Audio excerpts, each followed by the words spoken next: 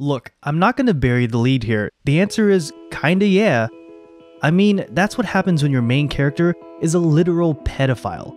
As in, I only like girls who haven't begun to menstruate is an honest-to-God actual quote that comes out of her mouth. The series contains its fair share of questionable moments beyond this, earning the infamous moniker of Pedo Maid. It'll also most likely finish in my top 5 of the season. This tends to catch some people off guard, and understandably there's tension between those who find the show distasteful and those who enjoy its antics. And I want to stress that if you fall into the former category, that's completely fine. All of our lines are drawn at different distances. I just think that there's some mislabeling of people who actually enjoy this kind of show, and I'd like to help explain my reasoning, since to me, the show offers so much more than simply lolicon bait. But first, a seemingly wildly unrelated tangent on a show that finished airing 2 seasons ago. Bear with me, it'll circle back around eventually. Back in the winter 2018 season, I had a rare occurrence of picking up a show I had initially dropped. That show being Ramen Daisuke Koizumi-san. When I ran it through the 3-episode test, I thought there was a bit too much dry informational content that just left me with a curious mixture of boredom and hunger. But by far the biggest issue for me at the time was the main character. Not only was she just annoying, she was also just actually stalking this poor girl who just had an unhealthy obsession with ramen. I got tired of watching her refuse Koizumi-san's wishes for space and act like a complete creeper over and over and over again. When I picked it back up, however, I approached it from a new perspective. Before, I was trying to interpret it as a somewhat grounded in reality slice of life anime, when Koizumi-san isn't framed that way at all. When I stopped thinking, man, this girl is actually insane, and started thinking, man, this girl is actually insane, instead, I began to look forward to seeing just how she tried to forcibly insert herself into Koizumi-san's life. The problem was that I was trying to take something whose humor is grounded in absurdity too seriously.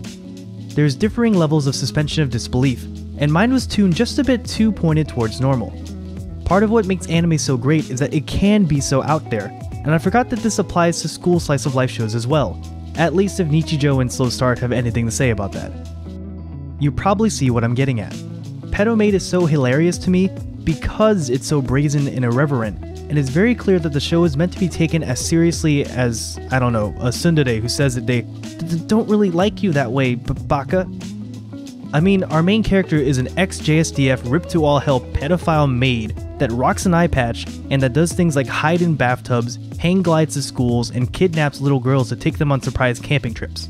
These are moments that are clearly absurd and should be taken as such. Which brings me to the pedo jokes. These are the most contentious, and for a good reason. Obviously, I don't condone pedophilia, and I don't think anyone should.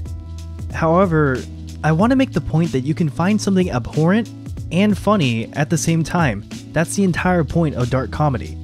For me personally at least, the humor of Pedo Maid is so audacious and over the top that it wraps around and becomes funny again after the initial shock wears off. I don't think for a second we're supposed to be accepting of Tsubame's actions. The entire reason it's funny is because we as the audience know that her thoughts and actions are taboo. And I don't think the show is exactly accepting of her tendencies either, nor is it trying to create some kind of commentary on the subject that is the butt of its humor. Just like how Ramen Daisuke Koizumi-san doesn't condone literal stalking. And when the show wants to be serious, it succeeds.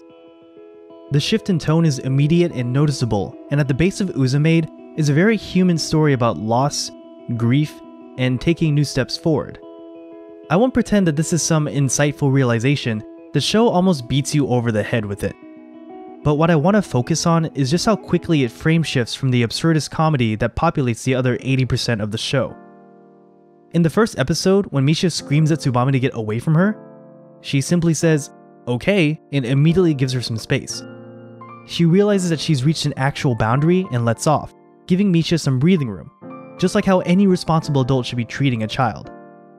In the second episode, when Misha lashes out and says Tsubame could never replace her mother, she says, "Of course I can." Now, that is ruined by her immediate ogling, but the point stands. There's moments where the show snaps back to reality and provides reference points. It's due to this that, even though she said multiple times that she's into prepubescent girls, I don't think there's any chance this maid is harming or molesting this little girl anytime soon. She romanticizes youth because of the innocence and purity that it represents, as indicated by her comparison of young girls with angels who lose that divinity after becoming women. They even lampshade this in the second episode by treating pedophiles in the online game they play with the disgust and caution that they are warranted. In anime, the lines of reality are often so blurred in service of a joke that it can be hard to know when something is actually problematic. For example, I doubt Kosei is actually being concussed multiple times an episode in Shigatsu wa Kimi no Uso.